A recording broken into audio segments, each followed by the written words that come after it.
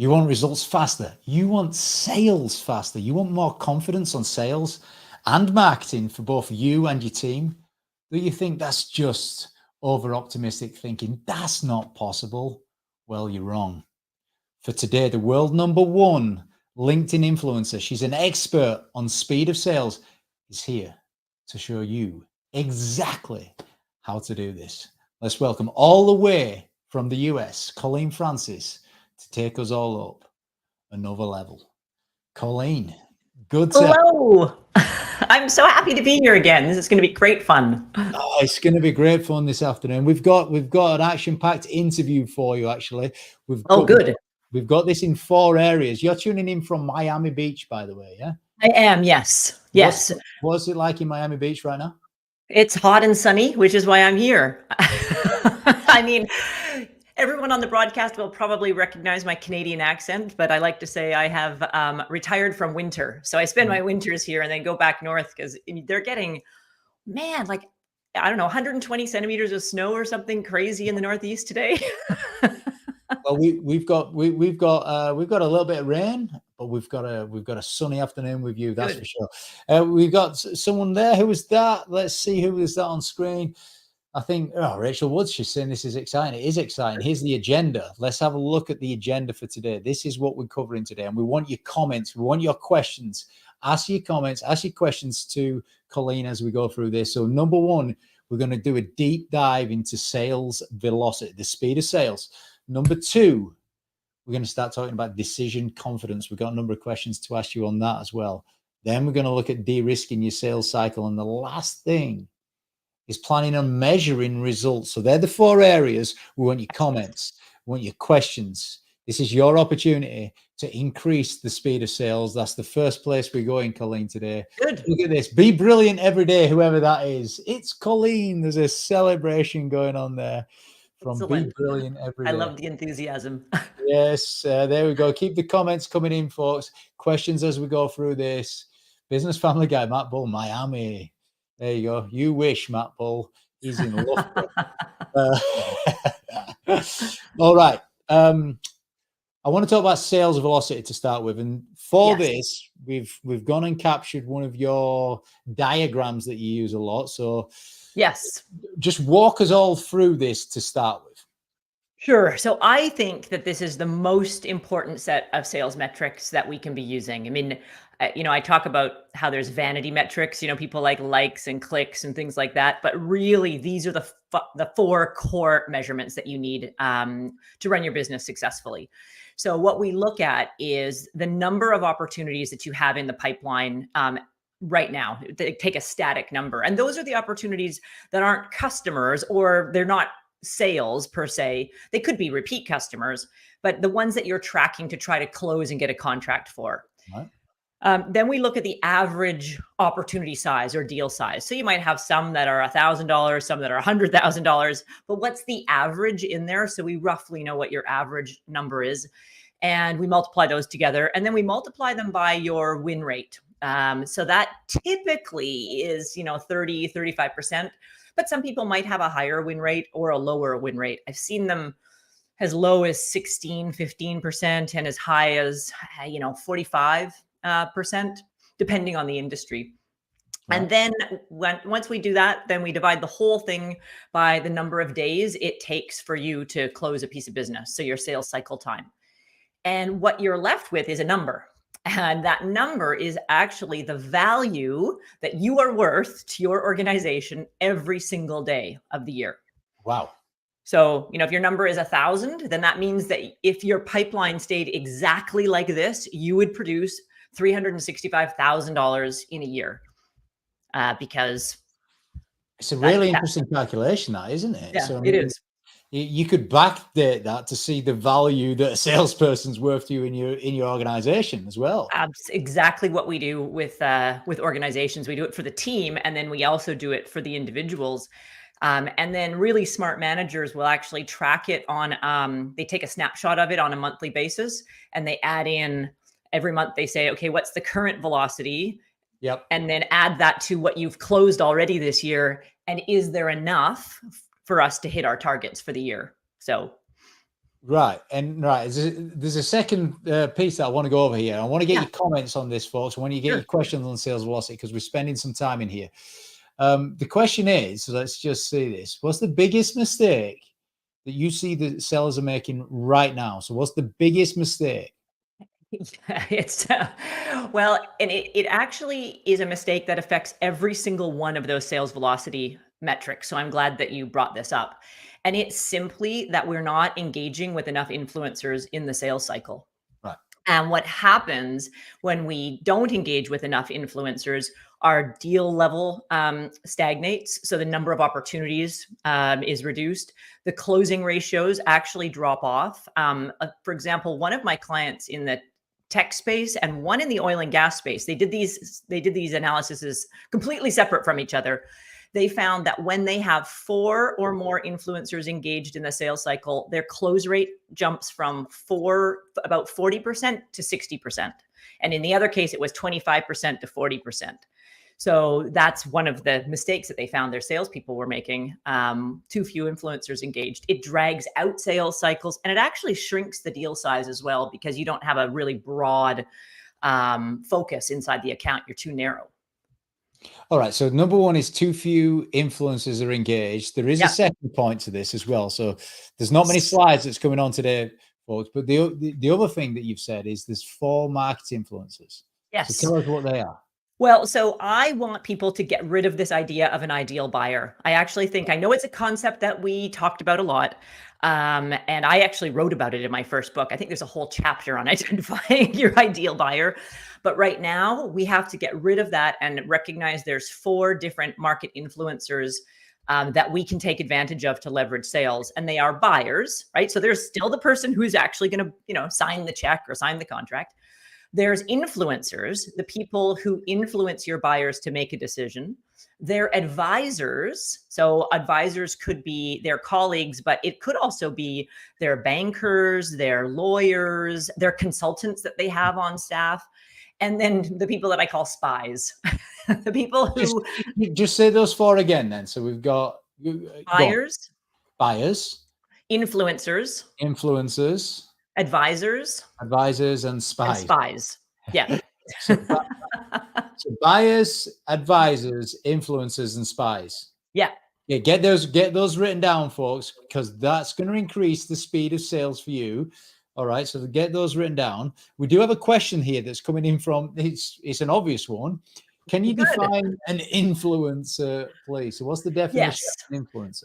So influencers are people that your buyers are paying attention to, but maybe in a less formal way, and in a formal way. So I see 2 kinds of influencers inside organizations: a buyer's employees. Yep. So, for example, let's say if you've got a buyer who, is looking at different methodologies or different technologies or different products, and all of their employees are saying, no, this is the best one, we want this, there will be some influence up, right? The influencer could also be a colleague, right? So it could be the VP of marketing might have influence on the VP of sales decision to buy a specific lead generation system or CRM, for example. But influencers can also be people that you don't know, or people maybe you'll never meet. It could be people like, maybe it's a Gartner or an advisory service that your buyer follows and listens to. It could be their association that they pay attention to, things like that. Really good definition there. Keep your questions, keep your comments coming in. I want to put this back on screen now. Yeah. Because this is the topic for the first part of today. Because everybody's tuning in, we want them to increase the sales velocity. That's why people have tuned in. So an opportunity then, you said this is a static number. There were your words. Yeah. So this is the number of leads in the pipeline. What are you defining as an opportunity? So I'm defining as an opportunity, and everyone will have a slightly different way to define this, but someone who, people have got to make the definition themselves for their own business. Exactly. But it has to be someone who is engaged with you. So, a name on a piece of paper or a business card that you haven't called yet, that's not an opportunity, right? That's a pie in the sky lead. But it is someone who you have some engagement with, that they have agreed to the next step.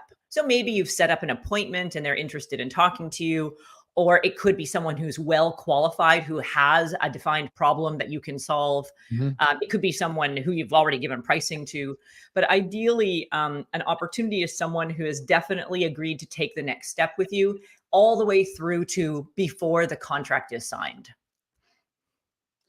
All right. So I want to ask a question to the audience here. Who here is actually measuring the number of people in the pipeline? Because it sounds like such a basic thing. Yeah. Like, go in the chat box. If you're measuring it, just put in the comment box that you are measuring it. Because like it's really basic when we're having this conversation. Yet the amount of businesses that we speak to that don't measure that static number. Yeah. And should you measure it this week by week? Should you measure this day by day? I mean, what are your thoughts on that? Depends on how long your sales cycle is. So, the sales velocity is a static measure, right? What it's telling you is if all things stay exactly the way this is for, the rest of the year, will you have enough to hit your goal? And if the answer is no, then it gives you, 4 metrics to say, what do I need to improve? Maybe you don't have enough opportunities in the pipeline, or maybe your deal size is woefully small, So most organizations that I work with will measure this on a monthly basis, but I do have some who actually have built it into their CRMs. And this is way beyond my technical expertise, so don't ask me how. And they do a real-time calculation of it. So they know on any given day, at any given hour, what their pipeline velocity is. But that's because they have some parts of their business that are really high churn, like the very quick turn deals, 5 days or less. So Got a comment there from Matt Bull, the business family guy. yeah. Measure daily, report weekly. I mean, what's your experience of actually people reporting this information? Because there's one thing like having it measured somewhere in an invisible place, and then there's reporting it and doing something with it. Yeah. Yeah. Well, I think the teams that do it, they tend to do it on a bi-weekly coaching session. So I have a client in the manufacturing sector who built this into their bi-weekly coaching session with the team, just in a simple Excel spreadsheet. And they look at it on an every 2-week basis with the team and say, hey, on an individual basis, where do we need to work? And what I like about that is it gives the manager a chance to compare salespeople who are maybe way over target, and those who are below target, and say, hey, where are some of the differences? What are some of the patterns we're seeing, so that they can turn and say, we need to work on average deal size, because I notice you're behind, but your deal size is, half of what everyone else's is. Yeah. So it gives you some nice tweaks there. Well, look, let's talk about deal size now. I'm just going to take that off screen. We might put it back on a second. So deal size, the importance of it, how to increase it, especially in the current climate that we're in at the moment. What's your first comments to that? Well, first of all, having those 4 stakeholders or 4 influencers engaged is going to increase your deal size, because if you've got more people inside an organization looking at you as a solution, you're bringing more value, right? They see that you can solve problems in multiple areas, and you get a much more holistic or operational view of the problem, instead of kind of this narrow, myopic issue. So those 4 influencers. So just remind me, the first one was? Buyers. Buyers. So we've got buyers, advisors, influencers, and spies. I remember this before now. So buyers, advisors, influencers, spies. Exactly. So how do we go around getting buyers into an influencer for us then? Yeah, so it's interesting. First of all, we have to identify who is the ultimate decision maker, who can make that buying decision, and we have to not be afraid to speak to them, right? So we have to, if we're not talking to them right away, we need to get them engaged. We have to ask questions of people that they can't answer to get those buyers. And honestly, I believe that we need to take a stand to say, this is the way I work. I would differentiate yourself in the sales process to say, this is what we need to do in order to determine if there's a good fit. And we'll need to include, these people in the conversation and name those buyers. So it's more of a tell, not an ask. Got it. All right. So, I mean, that's an obvious one, isn't it? The buyers, that's this major opportunity for you. Yeah. I don't know why, but I'm just springing to something that you told me previously about being on LinkedIn. Yeah.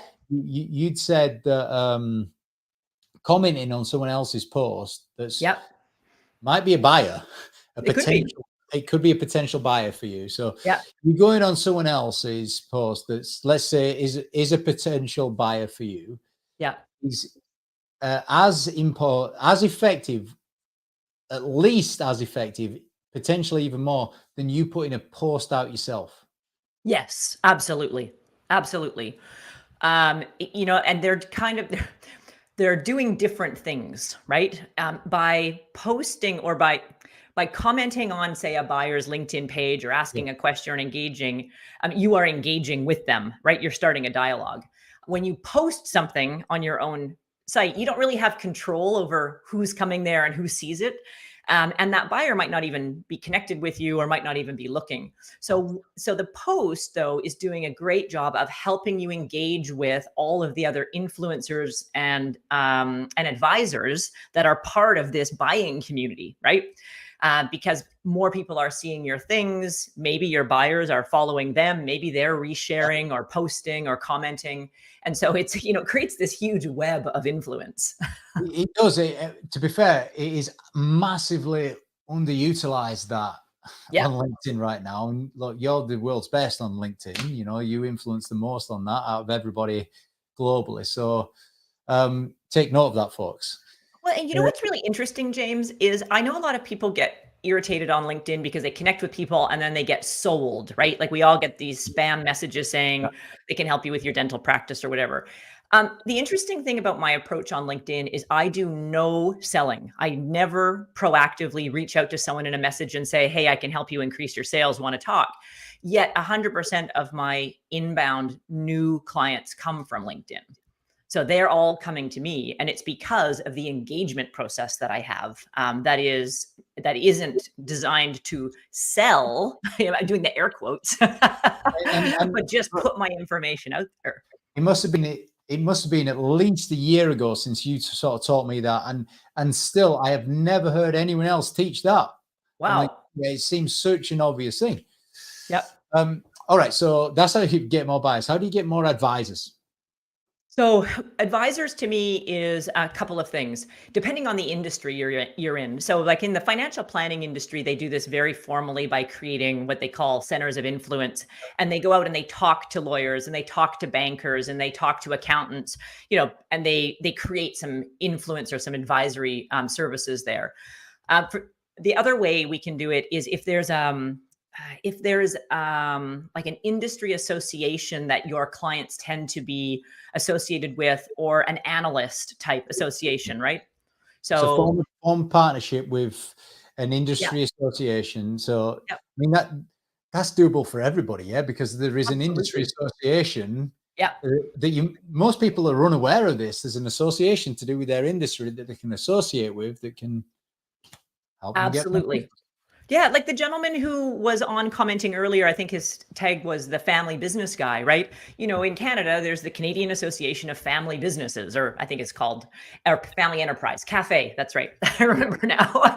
And, if you are a part of that group or participating with them online and are seen to be part of that advisory network, then everybody who, is in that family business will see you. And it's sort of tacit approval or tacit, recommendation that their advisors see you as someone that is worth talking to. Right. Well, there you go. We've got a question here from Paul Box as well. So when you say talking, do you mean actually talking to them by voice or talking by text, email? It could be like a commenting on LinkedIn type Yeah. thing. So, That's such an interesting question because 5 years ago, we would never have had that question, right? Like, I just love how things are changing.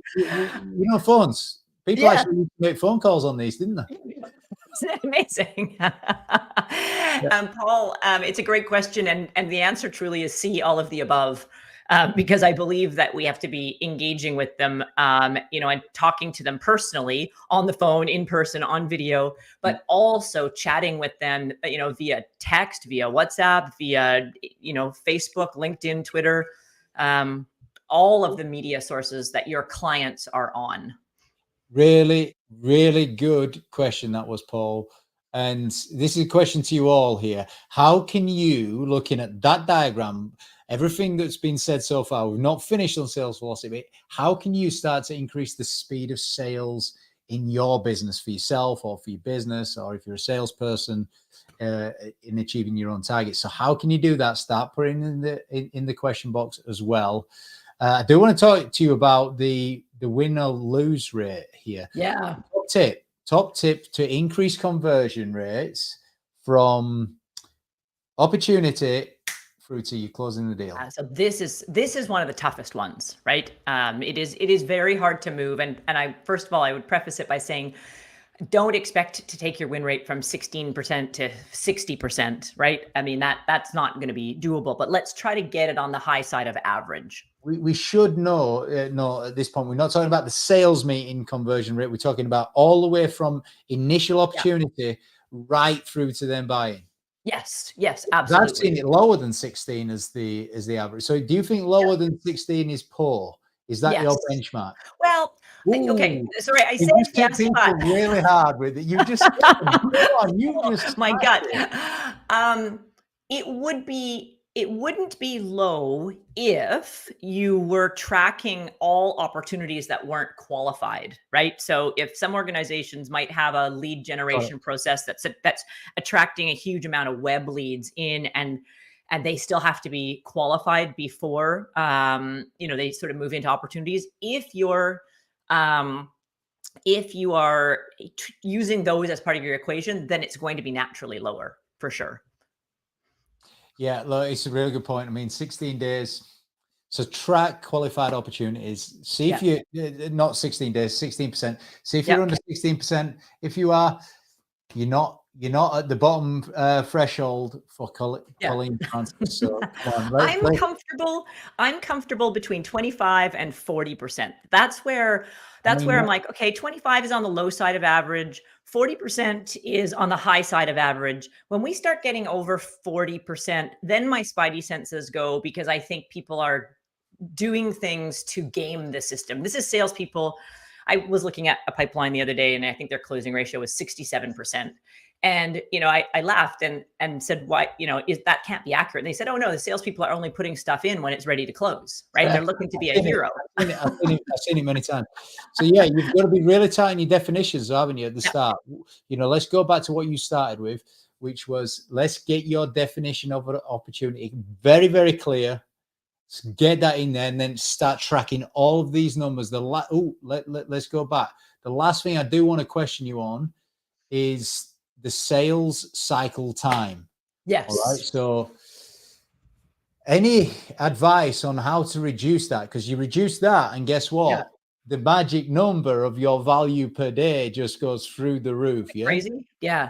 So the one thing you can do that will both improve your win rate and your sales cycle time is to create more urgency in the sales cycle. Right. So, we like to make sure people are asking questions like, when does the customer want to have this in place, or when do they want to start using the product, or when do they want the final result to be implemented, and then working backwards and telling the customer, like building a closing project plan, working and saying, okay, well, in order for that to happen, we need to have a yes/no decision by this day or this week.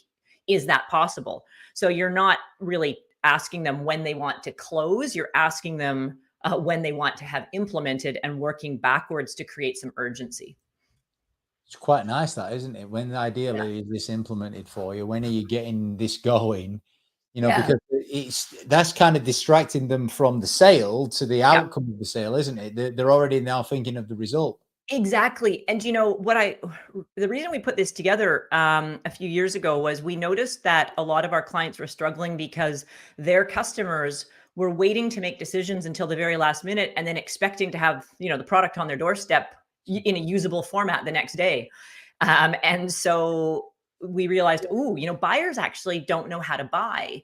And in this marketplace, buyers really don't know how to buy. There's a lack of confidence, which we'll talk about in a minute. And so if we can be that sort of advisor to the client to say, it's going to take a month or 6 months or 2 months or whatever, 30 days for all that to happen. So you need to say yes by December 1st in order to be ready to go for January 1st. That's going to help speed up that sales cycle because we've created some urgency for the customer. Love it. I mean, look, the Mark Haywood there, the legendary Yeah. Mark Haywood, has just summarized your point there. By when do you want this problem solved? Yeah, So it's a great question. just take a photograph of that in your mind, folks, and get using that in your sales process. And guess what you're going to do? You are going to reduce the sales cycle time.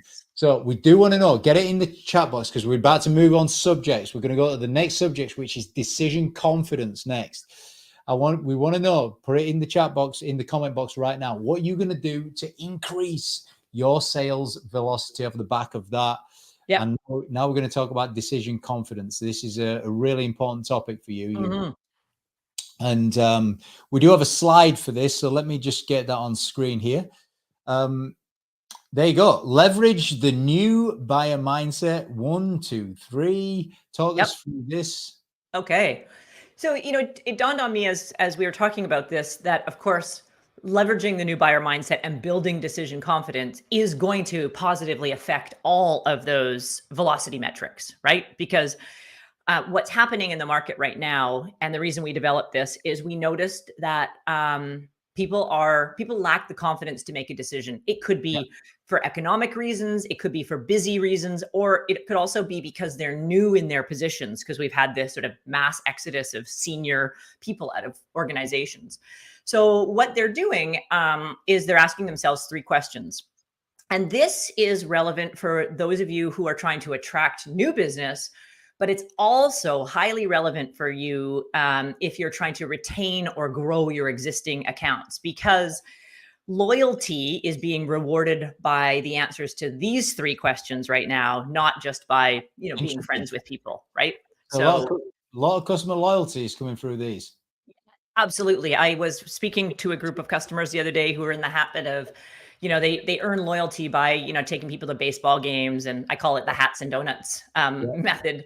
And I said, they complain that loyalty is dead and that, new people don't like loyalty. I'm like, they actually want to be loyal. It's cheaper, it's easier, it's less risky, but they're not going to be loyal to you because you bring them donuts every week. They're only going to be loyal if they feel confident about these 3 questions. And the first one is amazing, about right? Just on that, there's a lot of sales teams, they get a bit of a budget at Christmas, don't they? They take a bottle of whiskey and some Jack Daniels and some wine and some, I don't know, a box of biscuits around for the customers and stuff at Christmas time.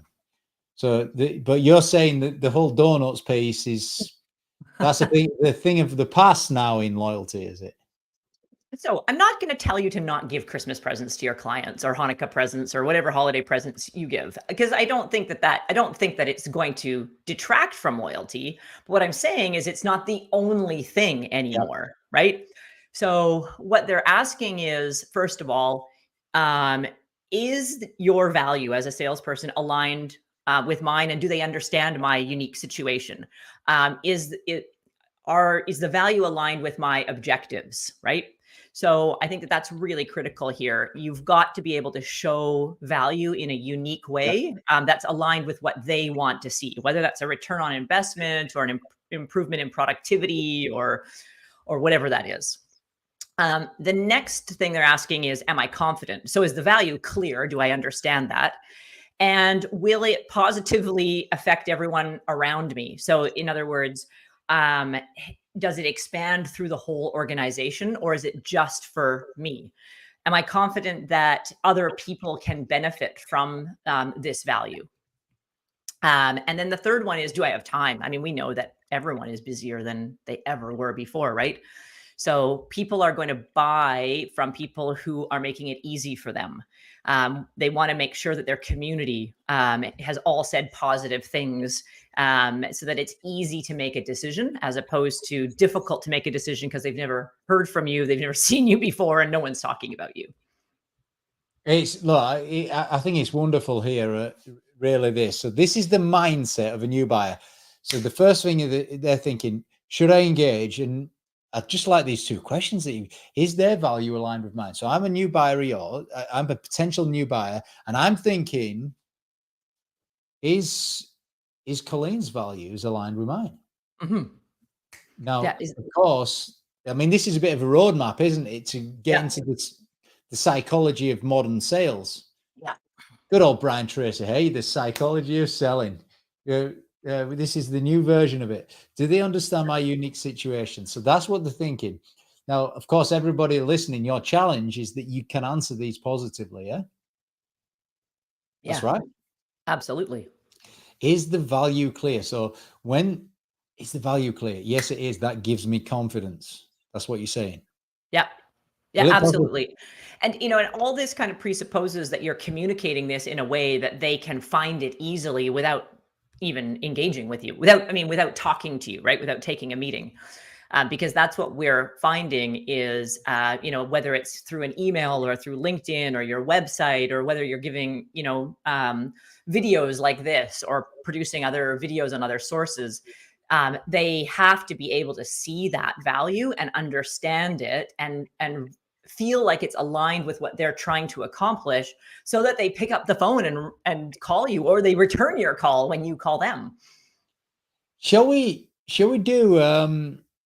the audience a question here? What are you doing to increase decision confidence of your customers? Let's see what we've got that's coming in. So what are you doing now? John Hurley, we've got a comment here actually. Well, so we're getting those comments. So get the comments in. What are you doing to increase decision confidence yourself with your customers that are in your pipeline, all them opportunities that we talked about? Let's get a few ideas. What's this comment? Are you going to share the slides after this? There's only 4 slides, so we're only having 4 slides on screen. So I will share all 4 again on screen.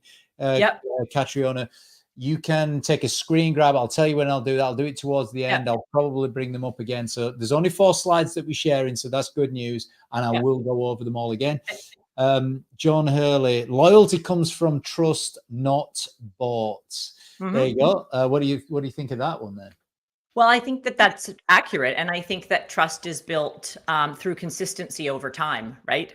And so what we're working on with our clients is, with their long-term customers, is to consistently show value and remind the value that they're bringing. So if there's a return on investment, let's just call it that, on a quarterly basis, they're in front of the customers, reminding them of the savings or the productivity gains, so that the customers see it consistently, right? Right, we've got some more comments coming in here. Look at this, Bonnie. Bonnie says, creating trust. Yeah. Creating trust. So it's the same thing again. And we've got another comment here from the Business Family Guy. Like yeah. Telling them the decision has to be right for both of us. Yeah. Yeah. Do you use that? I mean, do you teach that? Ooh. Yeah, absolutely. I believe that we have to be committed to them making a decision, regardless of what that decision is. And so I like this way of phrasing it that the Business Family Guy has shared, right? Telling them the decision has to be right for both of us. So you're kind of qualifying them in as well as qualifying them out to some degree. I think we've lost James. Got a technical challenge over here.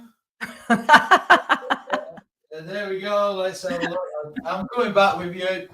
There we go. I'm back with you. We're live. This is how we roll when we're live. This is the beauty of a live conversation. Beauty of a live conversation. Let's go on that one. All right. So building my LinkedIn profile to back up confidence in my skills. So that's what we're doing. Yeah. You know that what Paul said there, building your profile up, that increases the confidence of the potential buyer. Yeah, absolutely. It does, because, people are still, they see maybe they're doing 2 things. They see that you call, or they've got a problem, and they go online first, right? And if they can't find you, or if there's no evidence of you, then they can't do business with you. It's no different than, if you were going to book a resort for a holiday and you couldn't find that the resort had a web page, you probably would never book a holiday resort without seeing what their website looked like. And so LinkedIn is a fantastic tool for being able to do that with your buyers. just whilst we're on this subject, and seeing as though you're the world's #1 LinkedIn influencer, and seeing as though lots of people would value on increasing their presence, their profile, their credibility, if you like. So to gain credibility on LinkedIn, what are the top 3 things that everybody listening into right now that you think that they could do or change the profile? Well, they need to be sharing content on a daily basis at a minimum. I think, Wow. yeah. So now that doesn't have to be their unique content, right? So they don't. I'm not saying they got to write, paragraphs. It could be a couple of sentences. They should be. If there's industry news that they can share and repeat, if there's customer success stories or a customer post that they could share, but their profile needs to be active, right?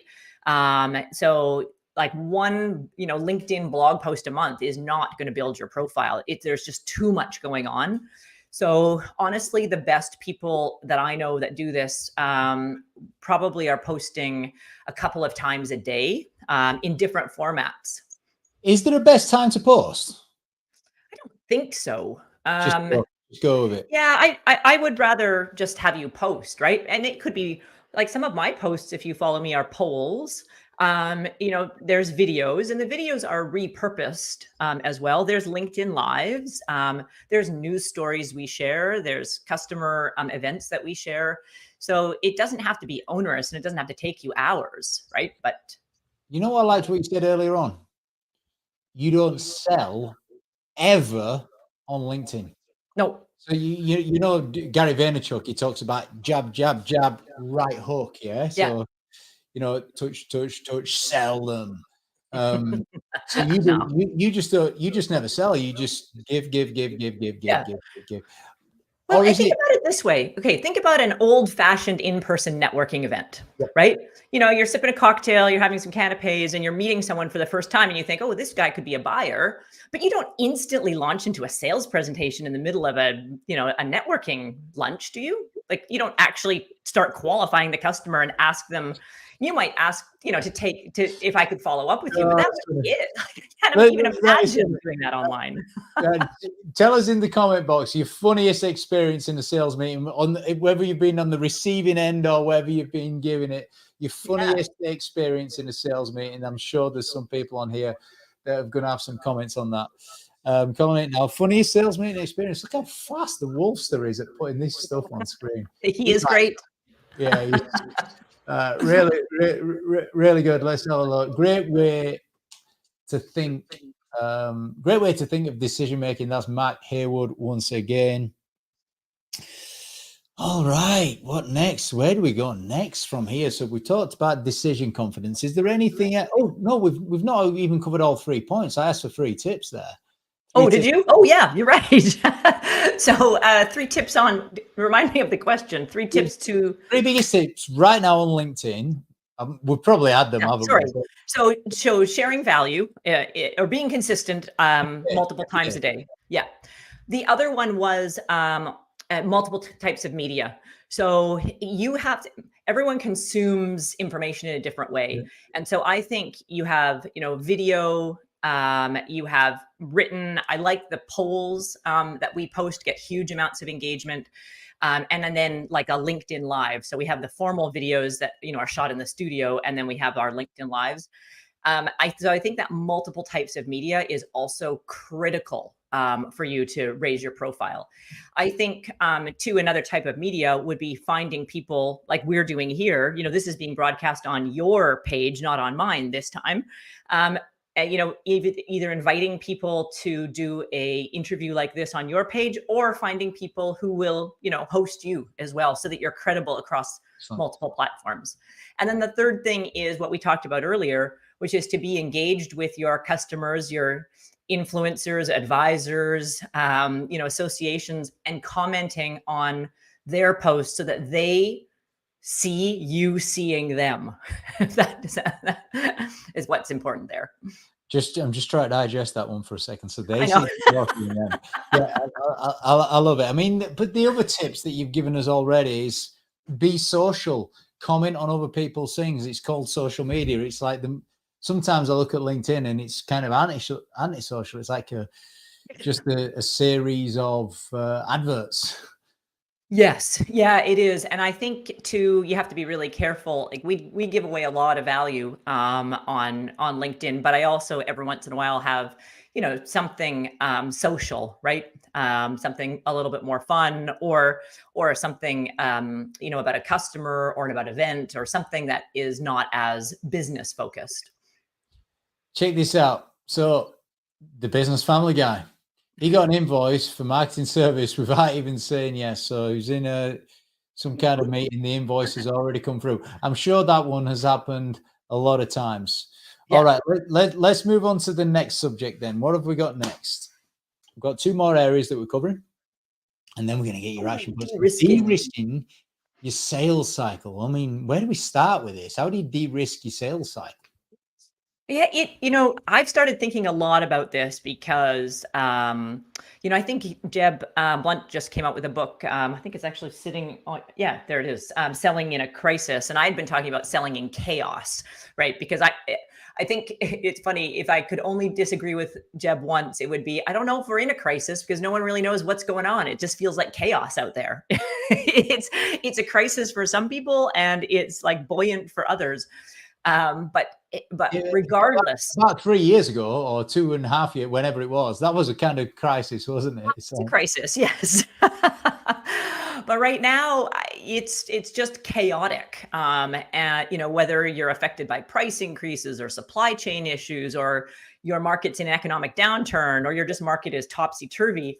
I believe that the best salespeople right now are looking at the next year and just saying, like, we don't exactly know what's going to happen. And so we're going to take our sales velocity and actually reduce all the metrics and see what happens. So for example, what does our sales cycle look like if we only have a 20% closing ratio instead of our normal 30%? How many more leads would we have to put in the pipeline? So one of my clients is very concerned about discretionary spending. So they said, they sell a lot of equipment that homeowners would buy, ride-on lawnmowers and, golf carts and things like that.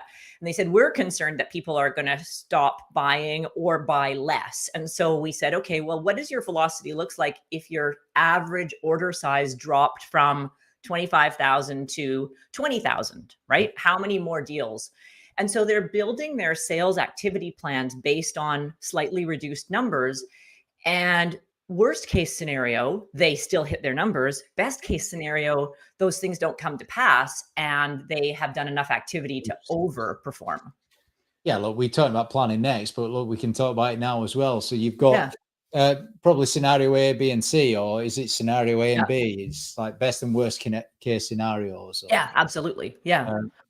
Is there a middle ground to planning? Is there an ABC? Is there a...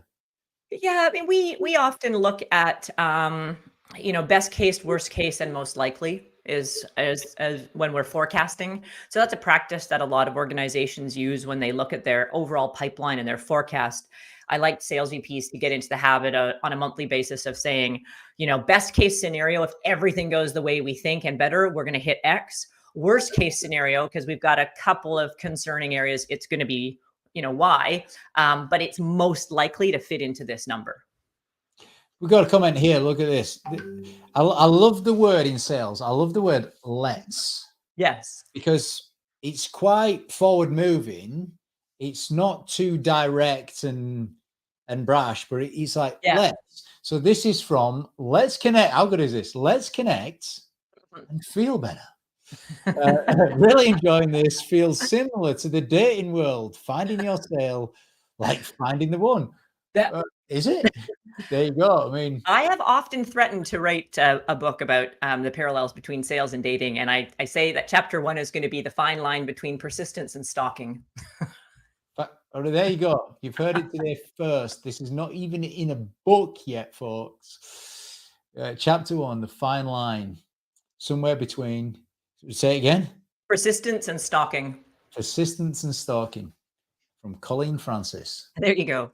There you go. Thank you very much. Let's connect and feel better. We feel better for that one. Thanks for bringing some joy into our worlds. I've got a couple of quotes I want to bring on here. These are your quotes. I do believe these are your quotes, by the way. So we've done a bit of research behind. Yeah. Buyers value insiders, not partners. What do you mean? Yes. Well, we used to always, as salespeople, and I hear companies say this all the time, we want to partner with you, but a partner presupposes that you're still an outsider. They really want people who are insiders to their business, insiders to their industry. A client of mine said to me the other day, our biggest business risk right now is that we have the youngest cohort of managers and leaders in our organization than we ever had before, and they don't have any mentors. And so they're trying to figure stuff out on their own. If you are a proven advisor and insider to that organization because you've worked with companies like them before, you can kind of sit alongside them, right? And help them. You can help them navigate their purchasing decisions. You can help them navigate what the right piece of technology or solution or product is. You can help them navigate who the right provider is. And it might not always be you, but if you're an insider, you're more likely to win the business. I love the psychology in what you're saying there, because it's such common language, isn't it? Look, we want you to be a partner of ours. It's so logical and business like, and an insider. It just does. It seems a bit more emotional and connected, doesn't it? It does. And also it helps position a company. So when I'm talking about building inside status, we're talking about building multiple relationships. You can't be an insider if you're the single person just managing one relationship inside that account, because you're kind of out of sight, out of mind.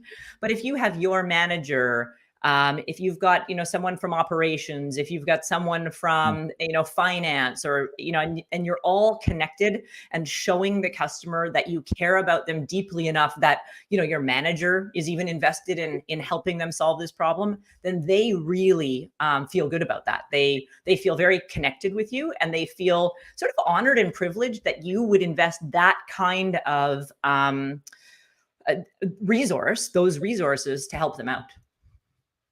All right, we've got one more of your quotes as well. So the only value that matters is the value that matters to your client. Powerful, that, isn't it? So why does that de-risk the sales cycle when you adopt that philosophy?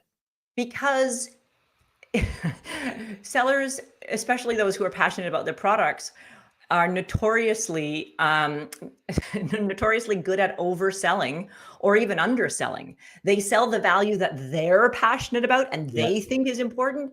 And if the customer, what wasn't it Zig Ziglar who said, what's in it for me with him? Yeah, maybe it was Yogi Berra even before him. But people really only care about the value that's important to them. And if you continue to sell value that they don't care about, they often think, well, this is too big for me. This isn't right for me. This is going to be too expensive for me. And if you minimize the value that is important to them because you don't think it's important, then they think again, well, this isn't the right fit.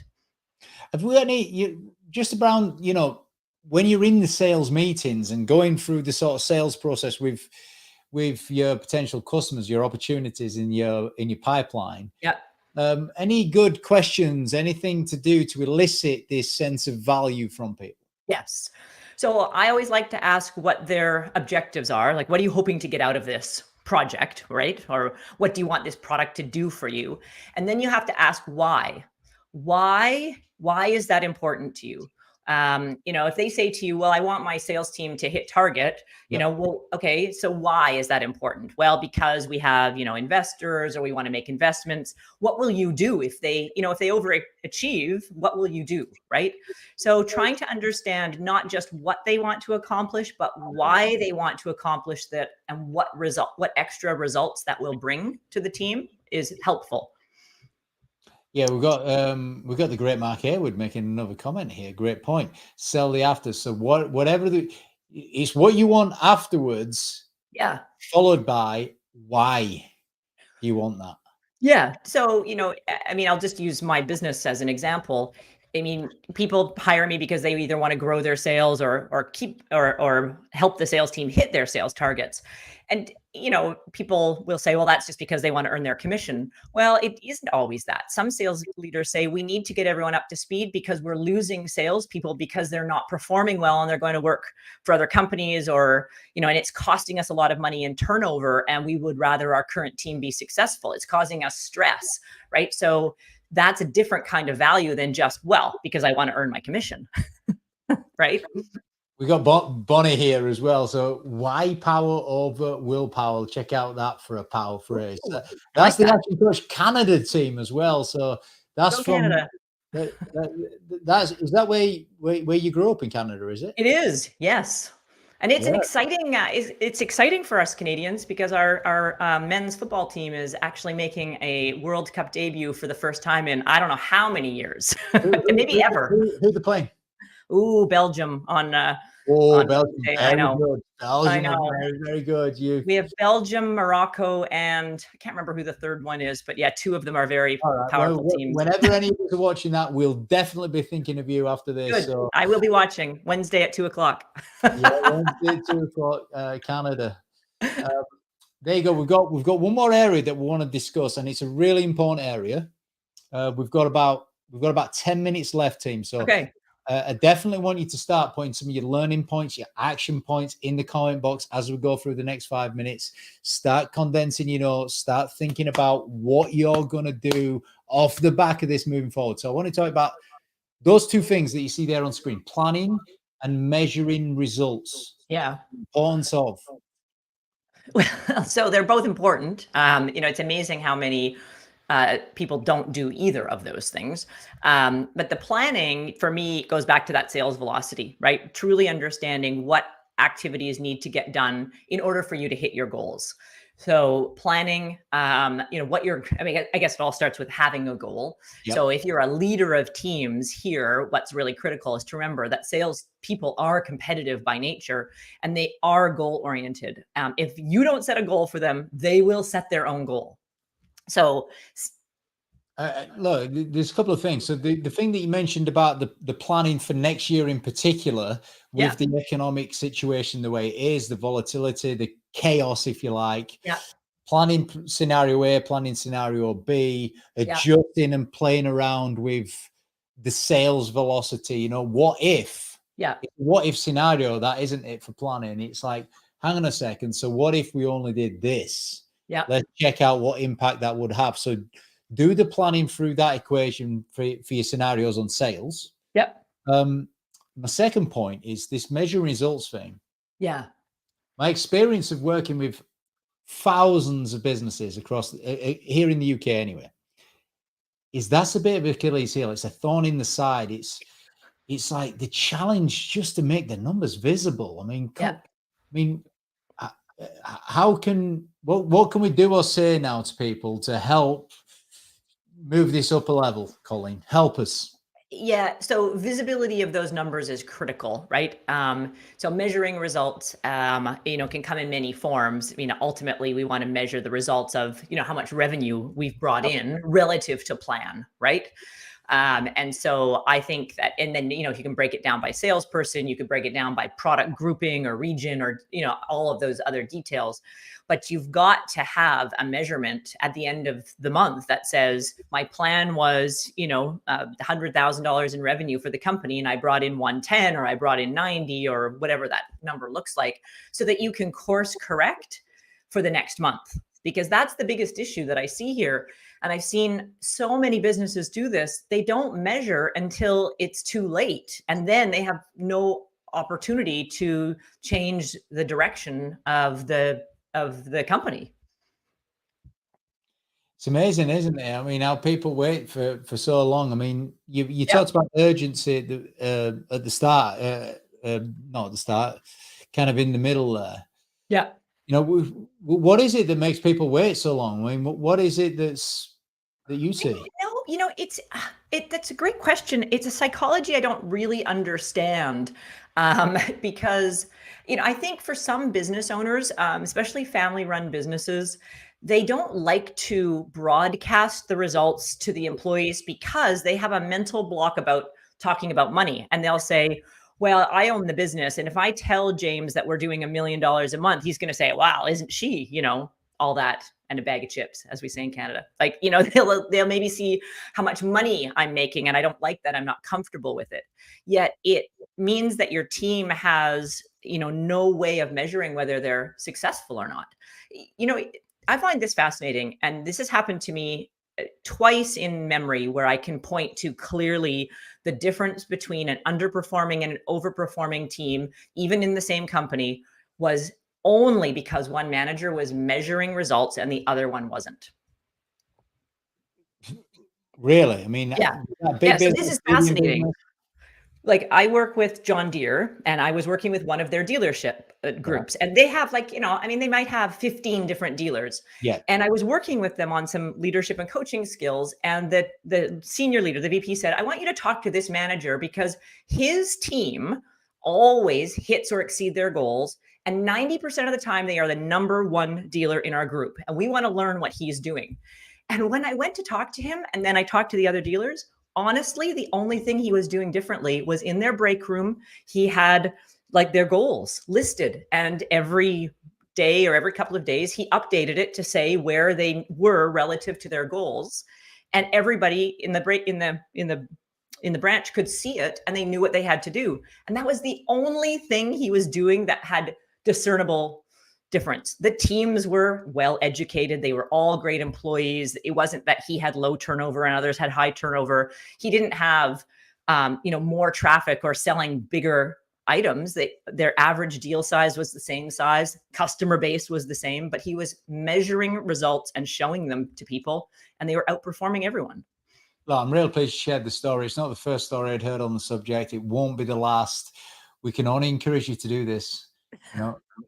Measure what matters, and the sales velocity, it does matter. And energy flows where focus goes, doesn't it? So look at this. We've got Rachel Wood. I love what you said about selling the value that they value. Yes, there's a number of comments earlier on about that as well. Absolutely. Who else? We got John Hurley. Understand what the customer values and address that, not what you think is valuable. I do need to put them 4 slides up again, so I'm going to do that while some other comments are coming in. There's more coming up. I'll just take that comment off whilst someone wants to take a screen grab of this. So give you a couple of seconds on that. Take a screen grab of that.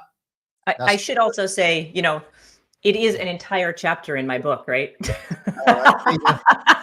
Right on the money, yeah? Right on the money. You came right on the money there. Take a screen grab of that, team. Take a screen grab of the third one. Too few influencers engaged. That's one of the biggest mistakes that you can make in sales and marketing. Too few influencers engaged. And remember those influencers. 1 is your buyers. 2 is your advisors. 3, I'm testing myself here, is your influencers. And 4 is the spies. Yes. And there are your 4 key influencers there that we've just mentioned. So take the screen grab of those. Those were the 4 slides. We can pull them off now and we can get some more of these comments up. It's been an amazing session. John Hurley, what have we got? Understand the customer values and address that. Yes. Yeah, that's a popular one. That's great. Yeah. I mean, Business Family Guide. Talk to more family business about what matters to them. Look at that for like where he's got out of that. Was that the thing that you mentioned earlier on about the care thing? I think so. Yes. Yeah, absolutely. It's, the value thing is just so important. And I love the work that we do on expanding value because the more value you can create that matters to the customer, the more you create an apples to oranges comparison in the sales cycle and don't commoditize yourself. And that's what's really critical. Right, we've got a couple of. Let's read these super fast now because they're coming in pretty fast. Biggest learning: find the numbers, make them visual, review them as a team, and remind on the targets. Enroll everyone, create abundance. Look at that. That is a mega story. Told you he was the great. That's his nickname, the Great Mark Haywood. Love the sales velocity formula. There's loads of that. I'm sure that be brilliant every day. Influencers, love that. Are the ones your buyers are paying attention to. Paul Bucks. Was that a sales pitch for the book? No, it was just a mention of where you can find more information. You don't want to buy it? Just buy it whenever you want. There's no sales pitch there. It's totally fine. We love Colleen Francis. She doesn't sell, you see. She goes on LinkedIn. There's no sales pitch. No. And I will, to counter that, Paul, I will tell you, if you go to my website and type in sales velocity in the search box, you'll see all sorts of free articles on sales velocity that you can use. Yeah, and it'll be a very influential website, and you'll gradually sort of be interested, and it'll persuade you, and you end up buying anyway. So there you go. Angela Napa, amazing session. Mike Moss, let's see, we've got Mike Simple, visual goals, and Angela Napa, she's coming again. Look, measuring results is my next step. Look, it's been an amazing session. There's probably going to be a couple more we'll share in a second. Let's see who we've got to look forward to next week, Wolfie. Who have we got next week? Oh, it's a big one. The legendary Scott McCain, also from the US, folks, Las Vegas based. He is a Hall of Fame global speaker. What subject is he covering? He's covering standing out, marketing differentiation, success in business. Tune in next week at 4 o'clock. We've probably got time for another couple of learnings before we wrap up. Do remember, subscribe to the channel, set the alerts. Please subscribe. We value you following us. We really want to get this message out to as many people as we can. If you enjoyed today, share it with your friends, share it with your family, share it with anyone that can benefit from this. Let's see what else we've got. Paul Box is selling what a buyer wants to buy, not what they think. Not what you think they want to buy. Ask questions in their language. Well said. Awesome. Let's connect and feel better. Thank you both. With a kiss. It's a Friday afternoon here in the UK. On behalf of everybody, this is a global audience today. Remember, we've got people in Canada watching. So that's great. Have a fantastic Friday evening. For you, I will. Have a fantastic rest of the day before you enjoy this evening with a glass of either water or a glass of something nice, entirely up to you. So on behalf of everybody, thank you very much. See you next week, same time. Be there or be square. Bye for now. Thanks, everyone. You